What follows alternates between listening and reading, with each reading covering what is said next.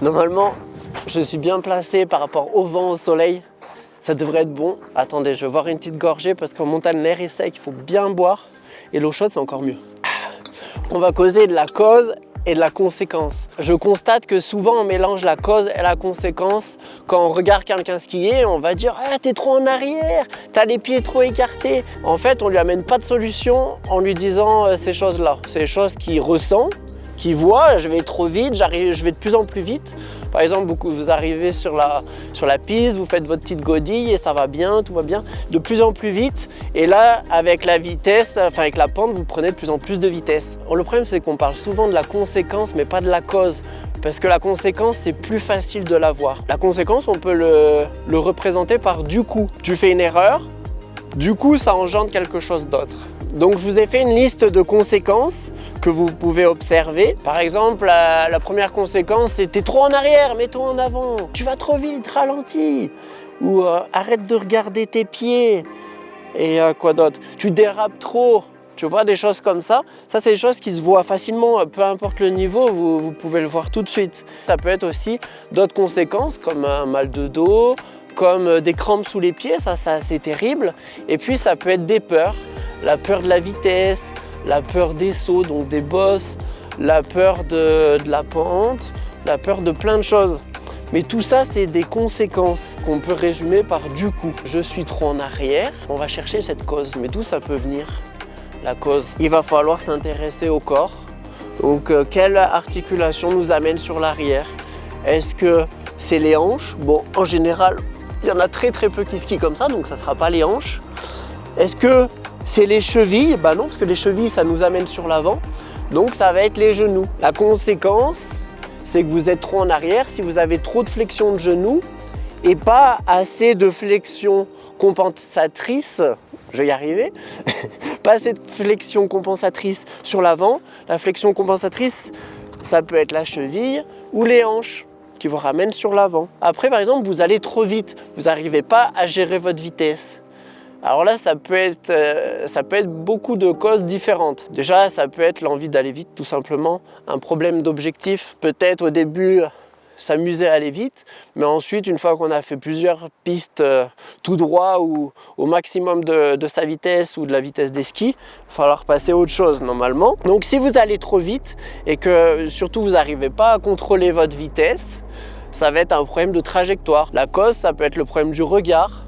Vous anticipez peut-être pas assez, il faut s'imaginer dans un slalom. Souvent quand on apprend à skier, quand on a un niveau intermédiaire, voire un peu mieux, on va dans les slaloms. Et même les enfants, on les amène dans les slaloms. Quand ils ont une grande piste, ils ne savent pas trop où aller. Et en fait, ils tournent, on a l'impression dès qu'il y a une mouche qui les pique, ils tournent. Il faut avoir la trajectoire dans la tête. Et si vous avez les bonnes trajectoires, comme je vous avais dit dans d'autres vidéos, en fait, même sur une piste noire, il n'y a pas de pente si vous êtes en traversée. Là, vous avez vu, c'est un chemin. Et ce chemin, il est plat. Il est en dévers légèrement, ok, mais il est quand même plat. Donc sur cette traversée, vous ne prendrez pas de vitesse. Si vous allez de plus en plus vite, la cause, c'est par exemple un problème de trajectoire. Mais après, il peut en avoir d'autres. Vous regardez trop vos pieds. La cause, ça peut être un problème de sensation. Vous ne connaissez peut-être pas bien votre corps. Et donc, il faudra faire un travail, peut-être les yeux fermés, même chez vous, être en équilibre sur une jambe, sur l'autre, faire en quelque sorte du yoga, et puis même en muscu, on apprend à se positionner correctement. Petite rafale, mais normalement, je suis dos au vent, donc ça devrait aller avec le petit chat. Ensuite, vous avez les douleurs. Donc, les douleurs, par exemple, au bas du dos, et c'est souvent, on a l'habitude de casser le haut du corps parce qu'on a envie d'aller vite, mais plus le haut du corps il va être cassé, moins on pourra travailler avec les jambes comme un amortisseur. Vous voyez, le débattement, à la fin, il est un peu limité. Surtout si vous avez un sandwich là et une bouteille d'eau, il n'y a plus de débattement. Donc on se relève bien, ça fait déjà du bien au carré des lombes, là au lombaire. Puis après, on voit aussi plus loin. Forcément, si on est debout comme ça, on voit tout. Alors que si on est couché comme ça, c'est pas agréable. Après, ça peut être les crampes sous les pieds. Un problème avec les orteils, vous êtes un peu crispé. Ou ça peut aussi être dans la tête.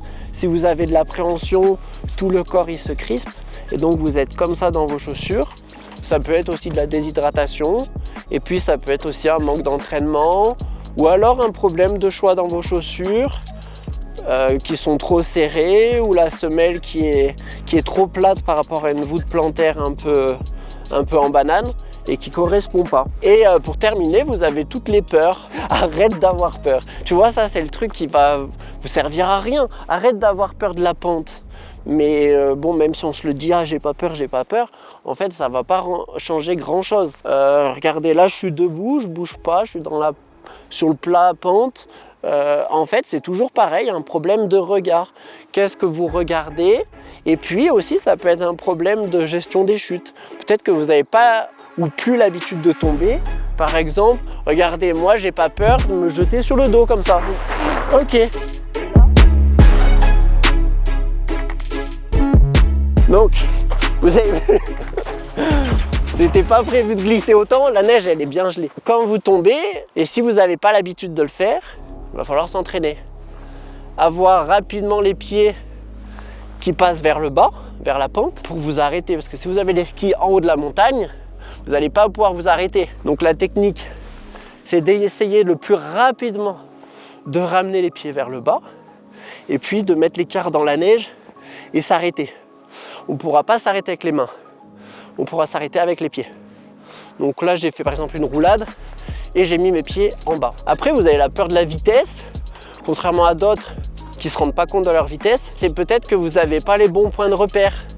Si vous regardez trop près, si vous regardez les arbres, les gens, et là ça peut vous faire peur. Par contre si vous savez exactement à l'endroit où vous allez tourner, c'est pareil, c'est la trajectoire, et ben dans ce cas-là, vous n'allez pas arriver si vite que ça. C'est comme quand vous faites filmer, il y a quelqu'un qui est en face de vous et vous faites le slalom comme ça, vous faites vos virages, et quand on vous filme d'en bas, on a l'impression que vous avancez, mais pas du tout quoi. Parce que le déplacement vers le bas, il n'est pas si rapide que ça. Le déplacement latéral, mais le déplacement vers le bas, c'est un très court moment dans le virage. C'est au moment du déclenchement et la fin du virage. Donc la peur de la vitesse, il faut peut-être se dire, il va falloir travailler les étapes du virage. Sur la traversée, en général vous n'avez pas peur, mais peut-être vous pouvez avoir peur après si c'est glacé, là contre le cas, mais ensuite la peur de la vitesse, ça sera dans la ligne de pente, et là accepter cette vitesse pour ensuite savoir qu'on peut se ralentir ensuite. Après, il peut avoir la peur de la glace, c'est ce que je vous disais. Sur les traversées, eh ben, vous ne vous sentez pas à l'aise et vous sentez que ça va vous faire descendre jusqu'en bas. Si vous ne tenez pas, ouais, vous pouvez déraper, glisser, déchausser et finir en bas sur le dos, là, comme j'ai fait tout à l'heure. Donc, il va falloir apprendre la manœuvre de quart. Manœuvre de quart, c'est simple. Vos skis, ils sont au bout des jambes. Il y a les skis, les genoux, les hanches. Si tout est aligné, vertical, pas avec les genoux en X, ni les genoux ouverts, vous allez avoir les skis qui sont bien à plat. Vos skis vont pouvoir travailler ensemble et vous allez pouvoir apprendre à pousser un petit peu les genoux vers le haut.